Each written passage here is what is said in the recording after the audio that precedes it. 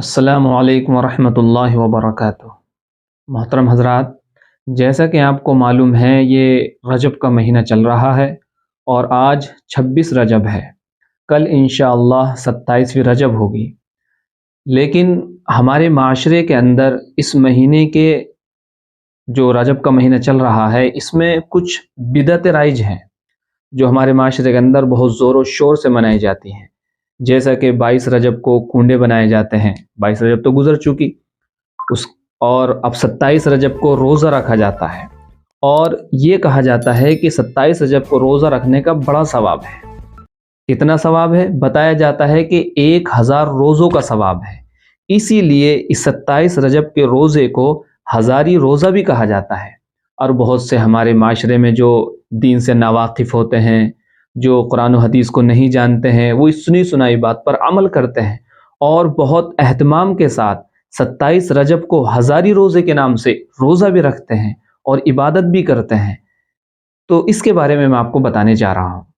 دیکھیے، ہماری شریعت میں جو اللہ کے رسول صلی اللہ علیہ وسلم نے روزے رکھے ہیں، جو قرآن سے ثابت ہیں، جو حدیث سے ثابت ہیں، وہ روزے رکھنا ثواب کی چیز ہے۔ جو اللہ کے رسول نے روزے رکھے ہیں یا روزے رکھنے کا حکم دیا ہے، اور جو اللہ کے رسول نے روزے نہیں رکھے اور جو صحابہ کرام نے نہیں رکھے، نہ کوئی حکم دیا، ایسے روزوں کو رکھنا، ایسا کام کرنا، وہ بدعت ہوتا ہے۔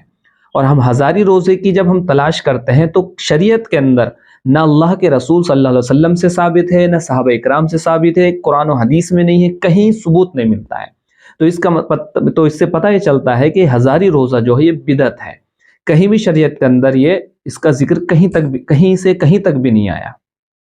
اللہ کے رسول نے اور روزے بہت رکھے ہیں، اگر ہم ان کو رکھیں گے تو ثواب ملے گا، لیکن ہزار روزہ نہیں رکھا۔ اب اگر ہم اس کو دین سمجھ کر رکھیں گے اور یہ سمجھ کر رکھیں گے شریعت سے ثابت ہے، اللہ کے رسول نے رکھا ہے، تو ہمیں اس روزہ رکھنے کے ثواب کے بجائے بلکہ گناہ ملے گا، کیونکہ ہم تو بدعت کرنے جا رہے ہیں۔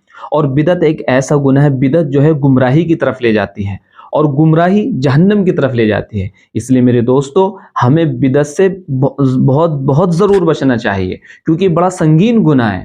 کیونکہ میں نے ایک ویڈیو میں بھی ذکر کیا تھا کہ بدعت کرنے والا جو بدعتی ہوتا ہے، جو بدعت کرتا ہے، وہ اسے کبھی توبہ کی توفیق بھی نہیں ہوتی، کیونکہ وہ یہ سوچتا ہے کہ جو میں کام کر رہا ہوں یہ میرا دین ہے، یہ صحیح ہے دین کے اندر۔ تو جب اس کو صحیح سمجھتا ہے تو توبہ بھی نہیں کرتا۔ اگر اس کو غلط سمجھنے لگے تو کم سے کم کبھی نہ کبھی، مہینے 2 مہینے، سال 2 سال، کبھی بھی توبہ کر سکتا ہے، وہ توبہ کرنے کی توفیق مل سکتی ہے۔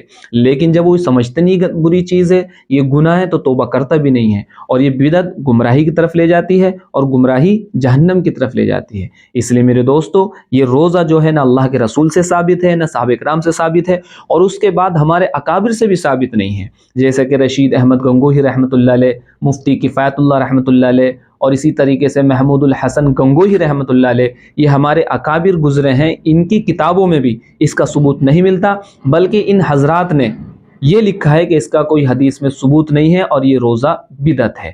تو اس لیے میرے دوستو، میں آپ سے ریکویسٹ کرتا ہوں، ہزاری روزے کا کوئی ثبوت نہیں ہے، ہزاری روزہ ہم کو نہیں رکھنا ہے دین سمجھ کر۔ نفلی روزہ آپ سال میں جب چاہیں جب رکھیں، جب چاہیں نفل روزہ رکھ سکتے ہیں، آپ کو ثواب ملے گا، لیکن کسی دن کو متعین کر کے کہ اس دن روزہ رکھنے کا ثواب ہے، یہ پھر بدعت ہو جاتا ہے۔